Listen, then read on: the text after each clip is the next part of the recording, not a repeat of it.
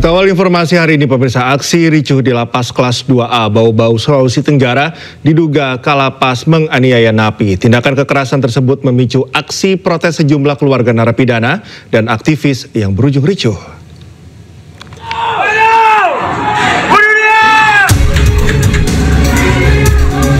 Aksi ricuh di Lapas Kelas 2A Bau-Bau, Sulawesi Tenggara.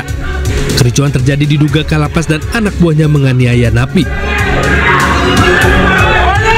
Narapidana mengaku tidak hanya mendapat penganiayaan, namun juga perlakuan tak manusiawi yang dialami hampir setiap hari.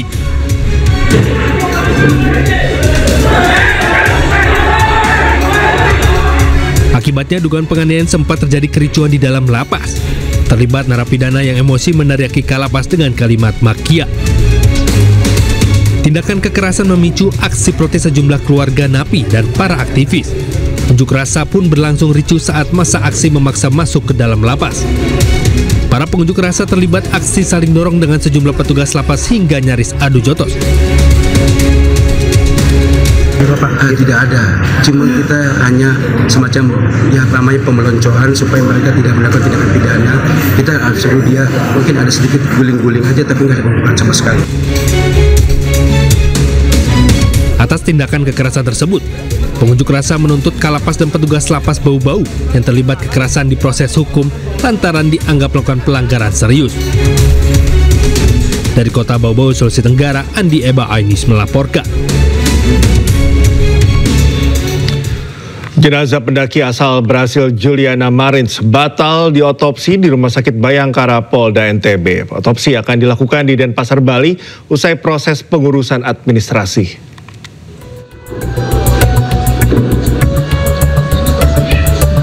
Wakil Gubernur NTB menyampaikan jika otopsi jasad pendaki asal Brasil Juliana Marins batal dilakukan di Rumah Sakit Bayangkara Polda NTB menyusul dokter yang melakukan otopsi sedang tugas di luar daerah.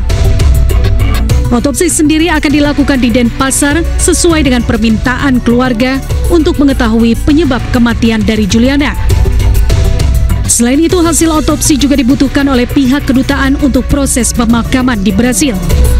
Dan keluarga tadi sudah melakukan pertemuan terbatas dengan kami, dan pada intinya keluarga korban juga menyampaikan ucapan terima kasih atas dukungan semua pihak, lebih-lebih teman media, dan dengan sudah berhasil dievakuasi, mereka menyampaikan ucapan terima kasih yang mendalam dan permohonan maaf. Mereka memang membatasi diri untuk tidak didokumentasikan.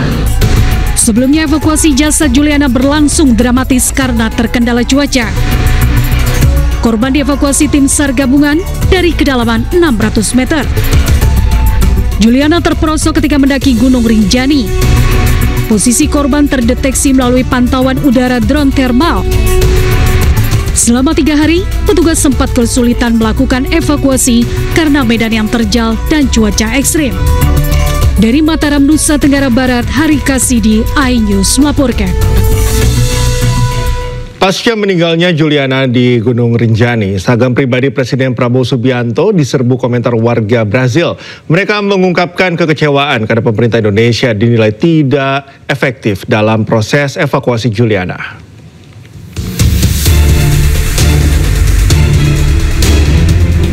Sejumlah netizen dari Brasil meluapkan kekecewaannya ke Presiden Prabowo Subianto. Mereka menyesalkan tim SAR Indonesia yang lalai dan tidak memberikan makan dan minum selama korban menunggu proses evakuasi. Ini adalah komentar warganet Brasil yang meramaikan Instagram milik Presiden Prabowo Subianto. Mereka menyoroti sikap pemerintah yang dianggap mengabaikan prioritas penyelamatan dan membiarkan korban tak berdaya tanpa diberikan bantuan air dan makanan. DPR menyoroti hal serupa dan telah memerintahkan komisi terkait untuk memberikan masukan pada pemerintah tentang apa yang terjadi di Gunung Rinjani. Selain Instagram Prabowo Subianto, warganet Brasil juga mengungkapkan kekecewaannya di laman sosial media X kepada tim SAR Indonesia. Mereka menanggapi tim SAR Indonesia tidak efektif dalam upaya penyelamatan kepada Juliana. Tim Liputan iNews melaporkan.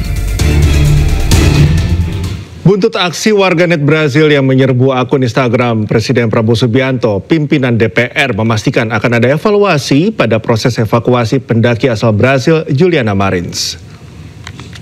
Tadi kami sudah sampaikan kepada komisi terkait untuk juga melakukan kunjungan atau juga evaluasi dan memberikan masukan kepada pemerintah tentang hal yang terjadi di Rinjani. Demikian. Di balik suksesnya proses evakuasi jenazah pendaki asal Brazil Juliana de Souza Pereira Marins dari jurang Gunung Rinjani Lombok NTB tersimpan kisah heroik para relawan. Agam Rinjani, salah satu rescue tim SAR, membagikan momen dramatis saat proses evakuasi.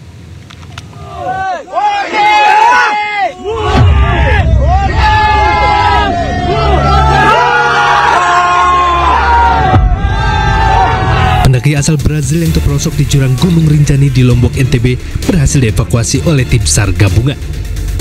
Salah satunya datang dari Agam Rinjani, anggota tim SAR yang membagikan momen dramatis saat ia harus bermalam di tebing curam sedalam 600 meter demi menjaga jenazah Juliana Marins.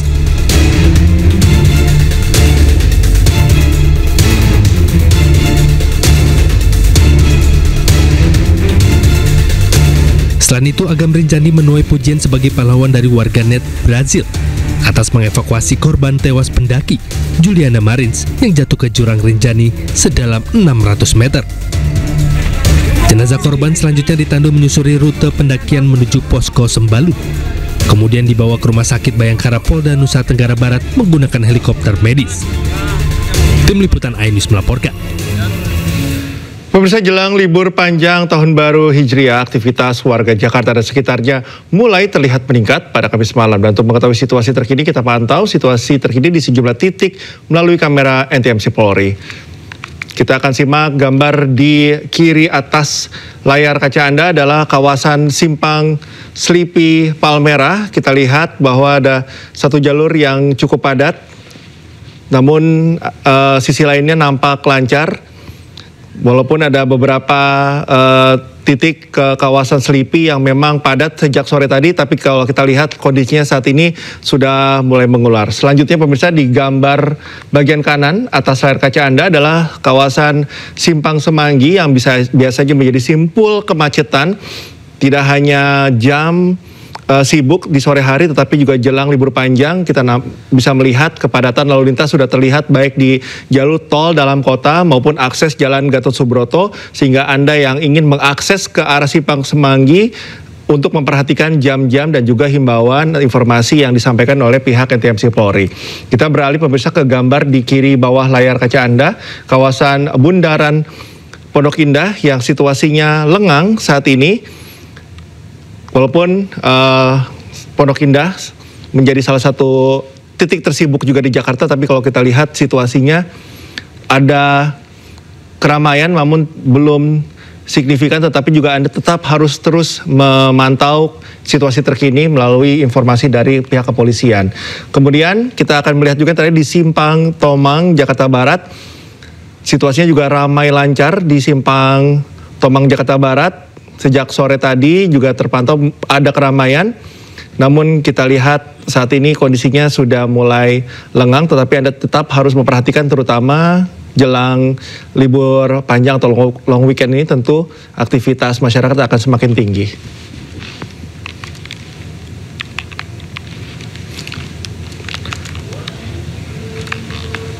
Ya, pemirsa, kawasan Malioboro pun di Yogyakarta terpantau ramai jelang libur panjang Tahun Baru Hijriah ini. Kawasan dari Malioboro tentunya pemirsa memasuki masa libur panjang Tahun Baru Islam. Kawasan Malioboro Yogyakarta ini tentunya dipadati ribuan wisatawan yang datang dari berbagai daerah, karena ribuan wisatawan memadati kawasan Malioboro sejak atau mulai pada Kamis malam. Nampak wisatawan mengunjungi Malioboro untuk bersuah foto di beberapa lokasi ikonik di kawasan favorit wisata ini. Sementara sejumlah wisatawan lainnya berbelanja oleh-oleh khas Jogja. Malioboro masih menjadi salah satu lokasi favorit bagi para wisatawan. Terlebih, pemerintah memberlakukan kawasan bebas kendaraan bermotor pada pukul 18 hingga 21 malam sehingga wisatawan semakin nyaman menikmati suasana malam Malioboro. Peningkatan jumlah wisatawan diprediksi akan terus meningkat hingga akhir pekan nanti.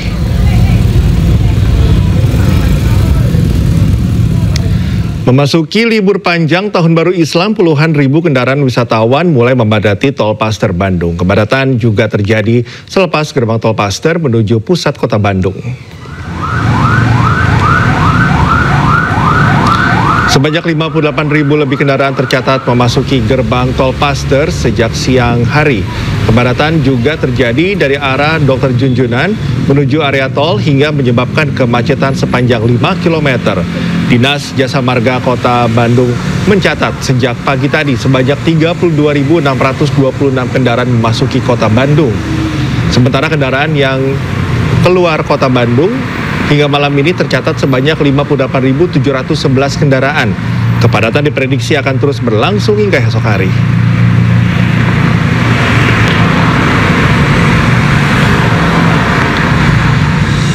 Usai 12 hari perang melawan Iran, ekonomi Israel runtuh. Informasi selengkapnya kami hadirkan usai jeda.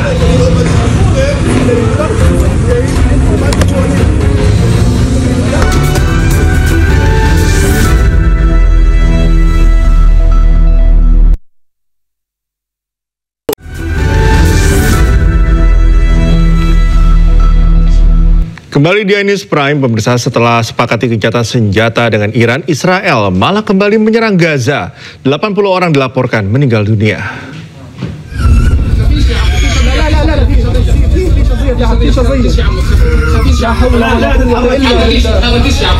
Seorang anak di Gaza menjadi korban kekejian tentara Israel. Dibawa menggunakan ambulans, tubuh anak ini penuh luka. Israel menyerang rumah milik keluarga Haj Mutlak yang penuh dengan penghuni.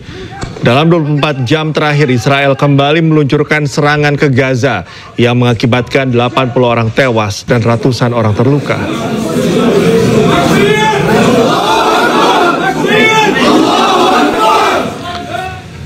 Tokoh militer Iran sekaligus penasihat utama Ali Khamenei, Ali Shadmani meninggal dunia hari ini waktu setempat.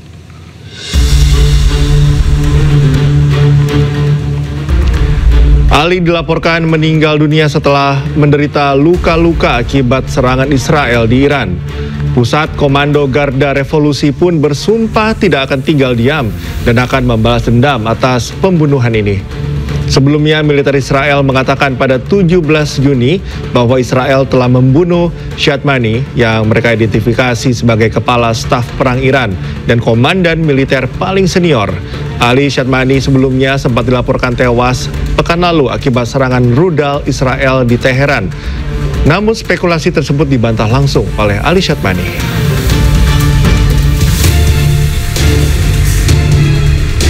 Sementara itu, Brigadir Jenderal Ismail Qani, komandan tertinggi pasukan Quds Unit Elit Korps Garda Revolusi Islam Iran, tiba-tiba muncul di hadapan publik dalam perayaan kemenangan perang melawan Israel di ibu kota Teheran. Media internasional berkali-kali mengabarkannya tewas dalam berbagai serangan yang dilancarkan oleh Israel. Qani merupakan tokoh penting militer Iran menggantikan Jenderal Qasem Soleimani yang tewas akibat serangan drone Amerika Serikat di Baghdad, Irak pada tahun 2019. Meski jarang tampil di hadapan media internasional, Qani berperan sentral dalam mengerahkan strategi dan operasi militer Iran.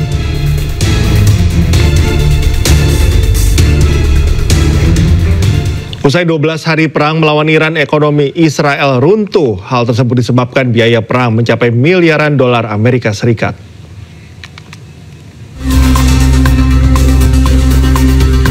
Ekonomi Israel menanggung harga dari konflik 12 hari dengan Iran karena biaya perang mencapai miliaran dolar Amerika Serikat. Israel menghabiskan sekitar 5 miliar dolar Amerika Serikat pada minggu pertama serangan terhadap Iran. Sementara biaya harian perang mencapai 725 juta dolar Amerika Serikat. Nasir Abdul Karim, asisten profesor keuangan di Universitas Amerika Palestina menyampaikan, serangan ini tidak hanya berdampak langsung pada pengeluaran militer Israel, tetapi juga aktivitas produksi Israel. Secara langsung dan tidak langsung, perang melawan Iran bisa merugikan Israel hingga 20 miliar dolar Amerika Serikat. Defisit anggaran Israel diperkirakan akan meningkat sebesar 6% dan pembayaran kompensasi kepada warga yang terdampak akan semakin memperburuk keuangan publik Israel. Diketahui jumlah warga Israel yang mengungsi dari rumah mereka pada minggu pertama melebihi 10.000 orang.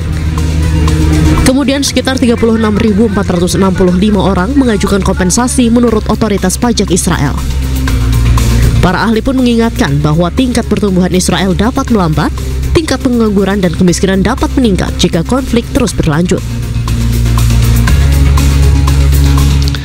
Iran dan Israel saling klaim kemenangan pasca perang yang berlangsung selama 12 hari. Presiden Iran Masoud Pezeshkian mengungkapkan telah mencapai kemenangan atas Israel, sementara Perdana Menteri Israel Benjamin Netanyahu menyatakan membuat kemenangan bersejarah.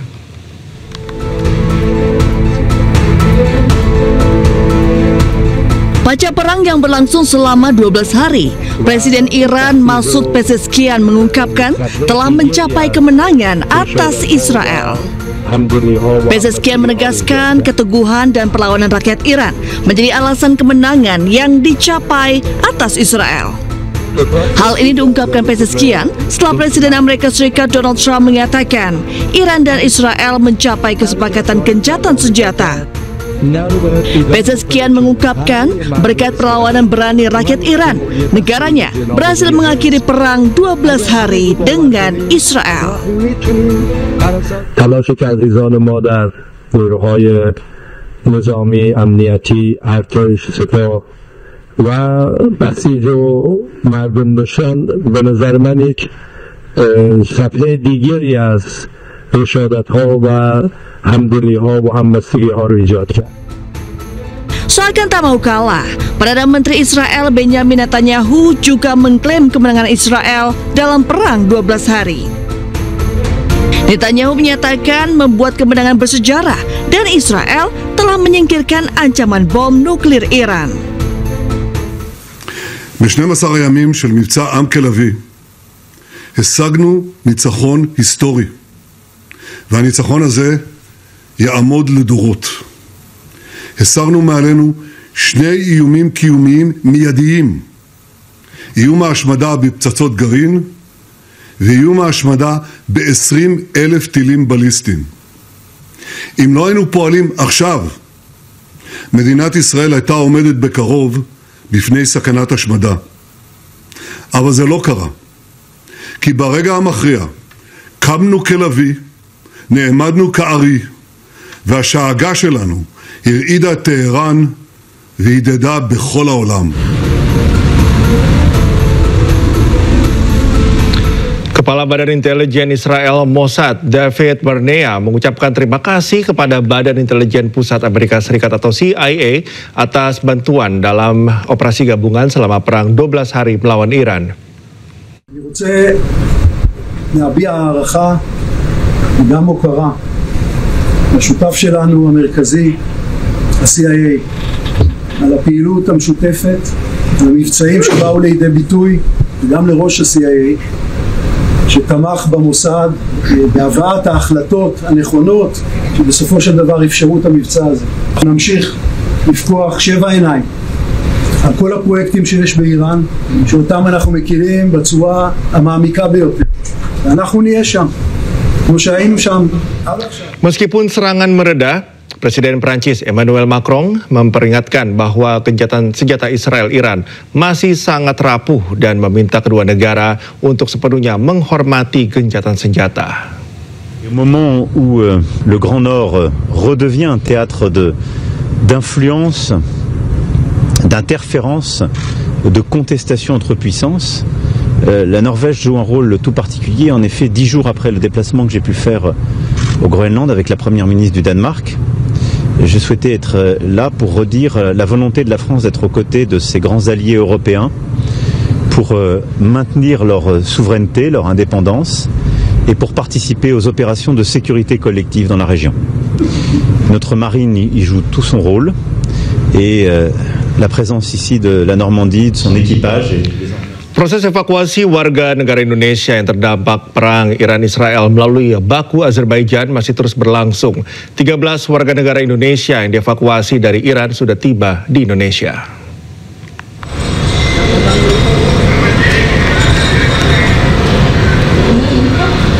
6 WNI tiba menggunakan penerbangan Qatar Airways pada pukul 15:35 waktu Indonesia Barat. Kemudian disusul 7 WNI yang menggunakan penerbangan Turkish Airlines 2 jam berselang. WNI dari Iran yang tiba terdiri dari 9 laki-laki dan 4 perempuan, didominasi mahasiswa dan pekerja yang berasal dari Banten, Jawa Tengah, Kepulauan Riau, dan tersebar di Jawa Barat. Sebelum dipulangkan ke asal daerah masing-masing, mereka mengikuti pemeriksaan dasar di bandara seperti pengecekan imigrasi hingga tes kesehatan.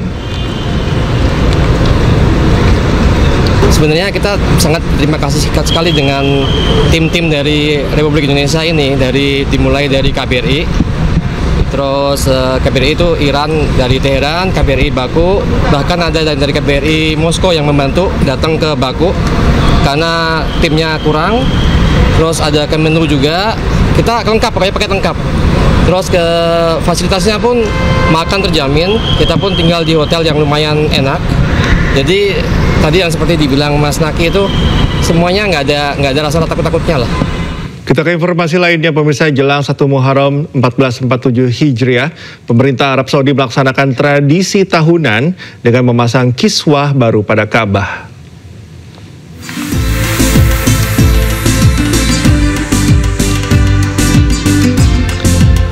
Proses penggantian kiswah atau kain penutup suci yang menjadi simbol penghormatan tertinggi Baitullah dilakukan kemarin pada hari Rabu setelah salat Isya. Proses pemasangan kiswah dilakukan tim khusus dari Presiden Umum Urusan 2 Masjid Suci yang melibatkan para ahli yang terlatih. Kiswah dibawa dari pabrik pembuatnya menggunakan truk khusus, kemudian dipindahkan ke mobil pengangkut kecil yang masuk ke arah Masjidil Haram dengan pengawalan ketat aparat bersama sejumlah pejabat. Anak-anak mengenakan rompi khas petugas pun turut dilibatkan dalam prosesi sebagai bagian dari edukasi nilai-nilai keislaman sejak dini. Sementara itu, kiswah tahun ini memiliki nilai fantastis, yakni sekitar 108 miliar rupiah.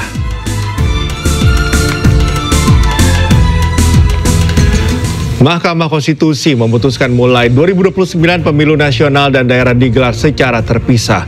Informasi selengkapnya kami hadirkan usai jeda, tetaplah di Ainews Prime.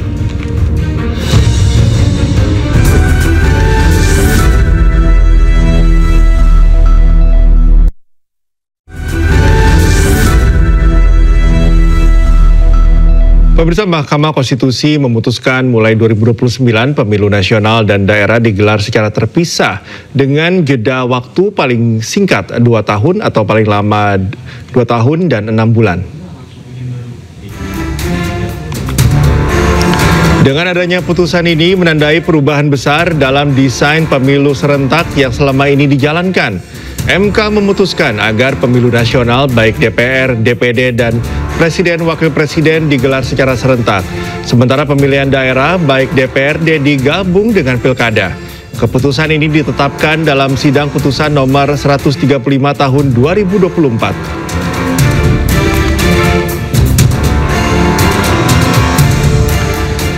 Pemirsa, Sekjen PDI Perjuangan Hasto Kristianto menjalani pemeriksaan sebagai terdakwa dalam kasus dugaan suap pergantian antar waktu dan perintangan penyidikan Harun Masiku. Sidang digelar di Pengadilan Negeri Tipikor, Jakarta.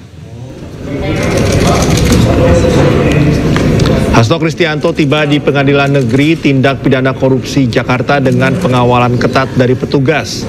Dalam sidang kali ini, Hasto diperiksa sebagai terdakwa dalam kasus dugaan suap pergantian antar waktu dan perintangan penyidikan yang menyeret nama Harun Masiku.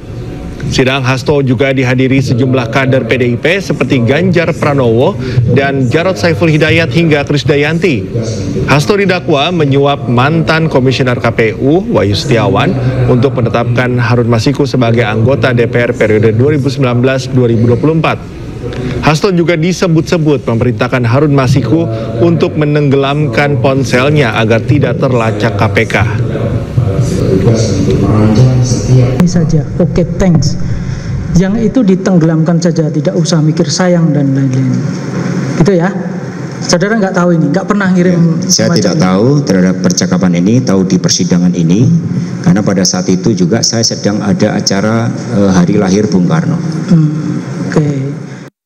Mantan Menteri Perdagangan Thomas Trikasi Lembong atau Tom Lembong menjalani sidang lanjutan kasus dugaan korupsi importasi gula. Agenda sidang kali ini terkait pemeriksaan keterangan dari ahli pidana dan ahli auditor BPK.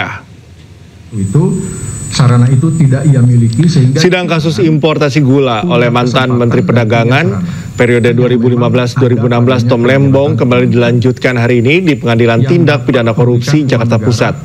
Agenda sidang kali ini mendengar pernyataan saksi ahli, dua ahli yakni Ganjar Laksamana Bodaparta sebagai ahli pidana dan Randy Rizky sebagai ahli auditor Badan Pemeriksa Keuangan. Dalam hal ini jaksa menilai kasus impor gula menimbulkan kerugian negara mencapai 578 miliar rupiah. Tom Lembong juga mengatakan sidangnya kali ini menjadi sangat terang usai ahli hukum pidana memberikan keterangan. Jika tidak ada komunikasi, mana mungkin akan ada kong kali kong munculnya niat jahat. Menggunakan kewenangan tapi melawan hukum. Bahkan saya tidak pernah ketemu, tidak pernah kenal ya, para pelaku industri gula swasta sampai baru beberapa bulan yang lalu. Ya, jadi 10 tahun yang lalu saya tidak pernah ketemu, tidak pernah kenal, ya kan? Saya waktu itu juga terus terang tidak terlalu fokus pada tata kelola gula, ya, banyak hal lain yang lebih genting lagi ya, daripada itu. Semua saksi-saksi membenarkan bahwa tidak ada campur tangan dari Kementerian Perdagangan, apalagi saya sebagai Menteri Perdagangan. Jadi itu esensi dari sebuah tindak pidana kan, ada niat jahat ya, dan berbagai rangkaian tindakan selanjutnya untuk mewujudkan niat jahat tersebut ya. Ketua MPR RI Ahmad Muzani menghormati proses hukum yang dilakukan KPK terkait dugaan gratifikasi di lingkungan Sekjen MPR. Nilai dugaan gratifikasi di MPR tersebut mencapai 17 miliar rupiah. Iya, saya membaca berita tentang apa yang disampaikan oleh pimpinan KPK bahwa ada dugaan penyalahgunaan dalam penyelenggaraan keuangan di MPR. Karena itu MPR menghormati atas apa yang dilakukan oleh pimpinan KPK dalam upaya menyelamatkan dan memberantas dugaan tersebut. Dan tentu saja apa yang sudah dijelaskan oleh Sekjen, kita tunggu penyelesaiannya dan tindakan-tindakan berikutnya. Kita ke informasi lainnya, pemirsa. Drama perseteruan antara Ridwan Kamil dan Lisa Mariana terus berlanjut. RK mengajukan gugatan balik kepada Lisa Mariana sebesar 105 miliar rupiah karena menderita kerugian material dan imaterial.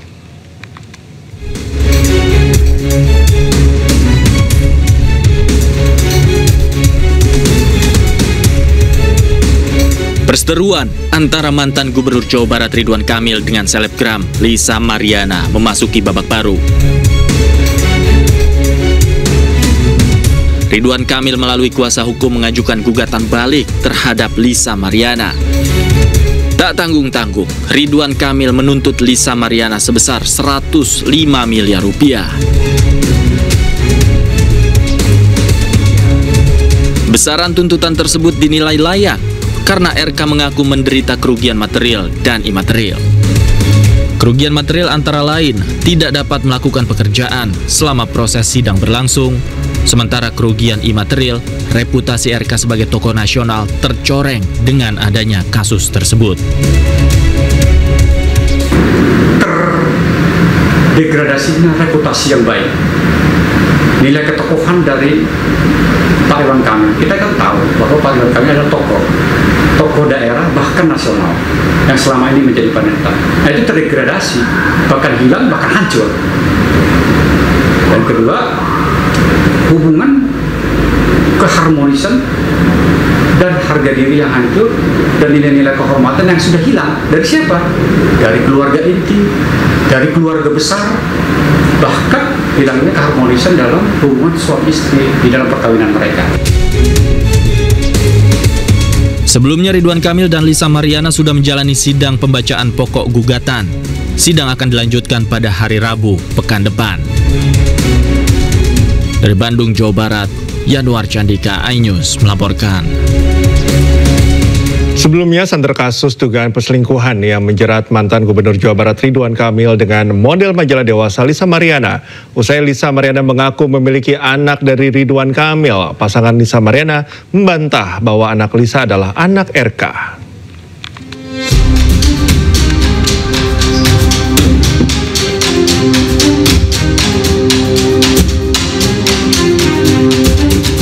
Kasus dugaan perselingkuhan mantan Gubernur Jawa Barat Ridwan Kamil dengan Lisa Mariana menghebohkan jagat maya akhir Maret lalu.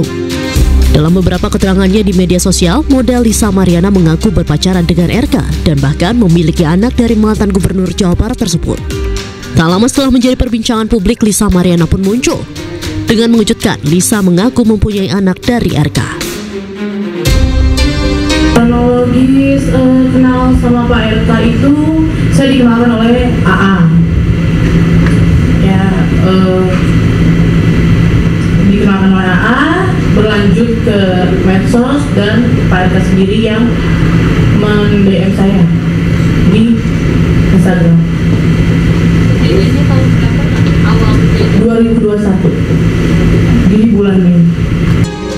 Tak hanya itu, Lisa Mariana bahkan menyebut mendapatkan uang 100 juta rupiah dari Ridwan Kamil untuk menggugurkan kandungannya. Menggugurkan, jadi dikirim berupa paket obat-obatan COVID, kan saat itu kan COVID ya.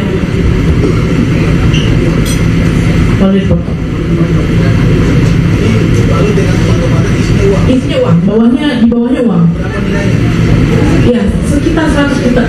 Ini uang untuk menggugurkan. Yang saya nggak menggugurkan kandungan saya, dan saya pakai untuk bertahan, karena saya nggak berani pulang kalau itu kan. Jadi saya sewa apartemen di daerah Jakarta. Sementara pengacara Ridwan Kamil, Muslim Jaya, putar-putar membantah tuduhan Lisa Mariana.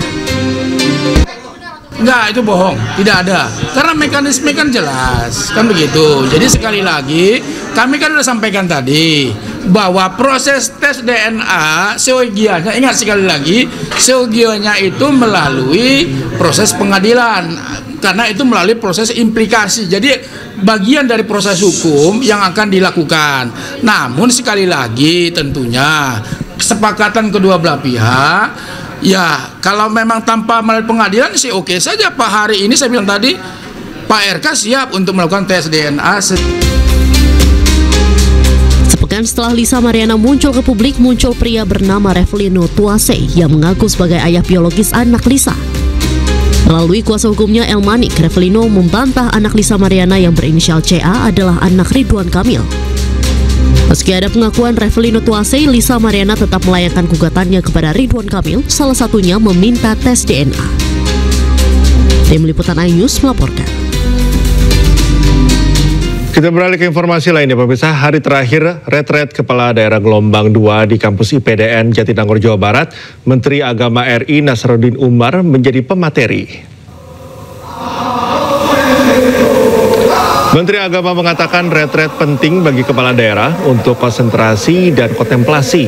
Bahkan ia juga menyebut bahwa Nabi Muhammad SAW pernah menjalani retret selama 6 tahun di Gua Hiro. Dalam kesempatan tersebut, Nasaruddin juga menjelaskan konsentrasi mengerahkan pikiran agar persoalan selesai, sementara kontemplasi mengarahkan jiwa dan nurani.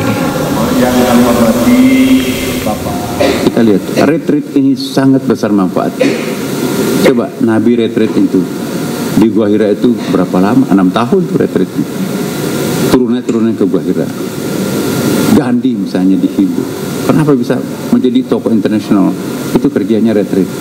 Jadi kontemplasinya itu bagus. Ya, tidak mungkin kita menyelesaikan persoalan hanya dengan konsentrasi, tapi harus juga kontemplasi. Konsentrasi itu adalah mengerahkan pikiran untuk suatu persoalan agar selesai. Kontemplasi mengerahkan jiwa nurani, ya, untuk menyelesaikan persoalan. Jadi perkawinan antara kontemplasi dan konsentrasi itu yang akan menyukseskan seorang pimpinan. Libur panjang Tahun Baru Hijriah, Presiden ke-7 RI Joko Widodo memanfaatkan untuk pergi bersama cucu. Menurut Jokowi, ia mengajak cucunya keluar kota. Pak Jokowi mau kemana, Pak? Ini ngantar cucu, ngantar anak dan cucu. Inilah momen Presiden ke-7 RI Joko Widodo yang akan pergi bersama cucunya. Terlihat juga Ibu Iriana, namun Jokowi tidak menjelaskan akan pergi kemana dan berapa lama. Sementara terkait kesehatannya, Jokowi mengatakan baik-baik saja dan dalam proses pemulihan. Kondisi secara umum seperti apa, Pak? Ya, baik-baik saja. Baik-baik saja, tapi masih dalam sedikit pemulihan. Dalam rangka liburan ya, Pak? Gimana? Dalam rangka liburan. Ya, Berapa lama, Pak? Berapa lama liburan, Pak? Nggak tahu ini liburannya. Berapa lama, Pak? Hari, Pak. Oke, makasih ya. Terima kasih, Pak. Dayan. Monggo. Indonesia terus memantapkan persiapan mereka menjelang kualifikasi Piala Asia Wanita 2026. Informasi selengkapnya kami hadirkan usai jeda.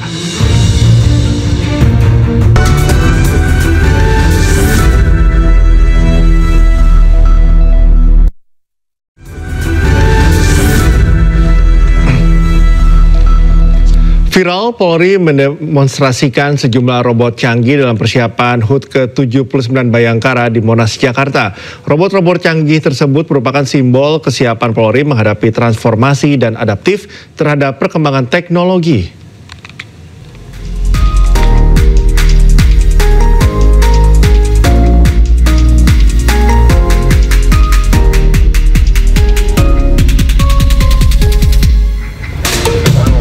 Kepolisian Negara Republik Indonesia akan meluncurkan robot baru pada hari ulang tahun ke-79 di Bayangkara Monas, Jakarta Pusat pada Selasa 1 Juli mendatang.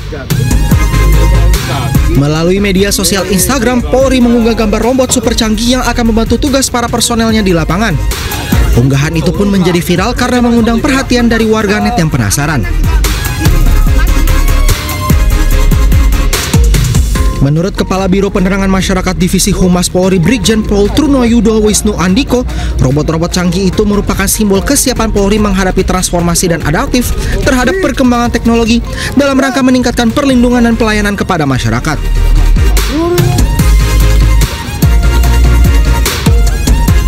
Pada HUT ke-79 Bayangkara rencananya Polri akan memamerkan sejumlah robot, di antaranya 2 robot tank, 10 robot dog, 10 robot humanoid, dan sejumlah robot lain.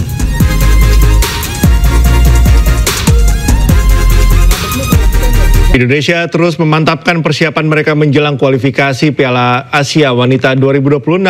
Pada latihan kali ini, skuad Garuda Pertiwi, keempat pemain naturalisasi sudah bergabung dan siap menjalani debut resminya berseragam Timnas Indonesia.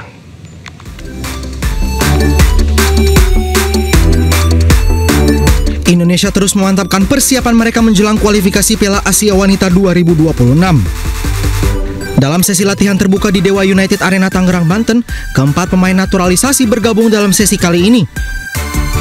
Iris Deru, Felicia Dezu, Emily Nehan, dan Issa Warps yang baru menyandang status WNI siap menjalani debutnya bersama skuad Garuda Pertiwi. Dezu salah satunya siap tampil berseragam Indonesia dan akan menjadi motor serangan timnas.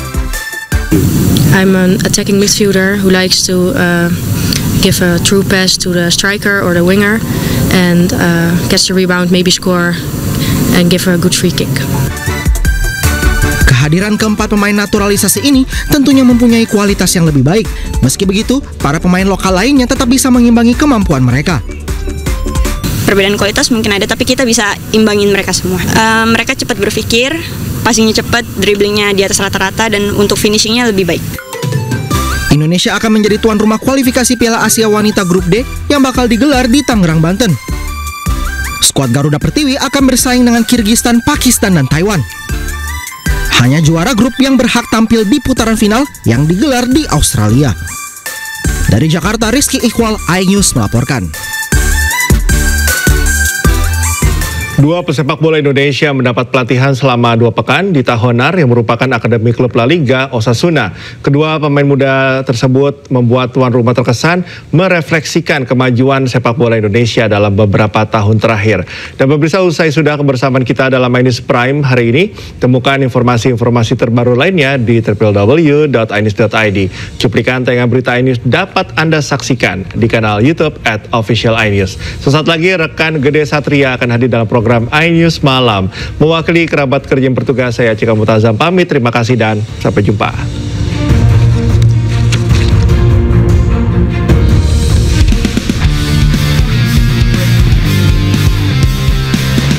Kedua pesepak bola Indonesia mendapat pelatihan selama 2 pekan di Navarra, Spanyol, tepatnya di Tajonar, yang merupakan akademi klub La Liga, yaitu Osasuna.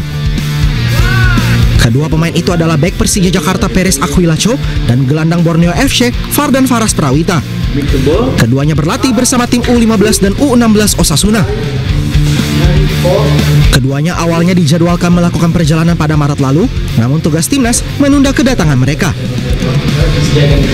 Dalam pelatihan ini mereka berkompetisi langsung dengan para pemain akademi dan bekerja dalam kondisi fisik, teknik, dan taktik dalam level tinggi. Saya datang dan saya sangat senang bisa bergabung dengan Osasuna, dan ini mungkin menjadi pelajaran ke depan saya untuk gimana untuk mengetahui permainan di Eropa ini. Ya, saya bisa melatih banyak di sini dengan permainan-permainan di sini mungkin bisa menjadi perkembangan bagi saya untuk kedepannya. Ini sangat membantu saya karena selama berlatih di sini saya menemukan seperti postur pemain yang jauh lebih tinggi daripada di Indonesia, dan pemain di sini memiliki strength yang sangat kuat, punya speed dan visi bermain yang sangat bagus. Jadi menurut saya mendapatkan kesempatan buat belajar di Osasuna sangat berharga buat saya. Penampilan dua pesepak bola muda Indonesia juga membuat tuan rumah terkesan merefleksikan kemajuan sepak bola Indonesia dalam beberapa tahun terakhir. Es verdad que aquí han llegado dos jugadores con un nivel excepcional, son jugadores de selección juvenil de Indonesia, pero es verdad que el nivel es un gran nivel, esto lo tenemos que reconocer, se está viendo en los entrenamientos. Tidak hanya berlatih sepak bola, kedua pemain juga mengikuti kelas bahasa Spanyol dan Inggris setiap pagi, serta berpartisipasi dalam kunjungan budaya di seluruh Navarra.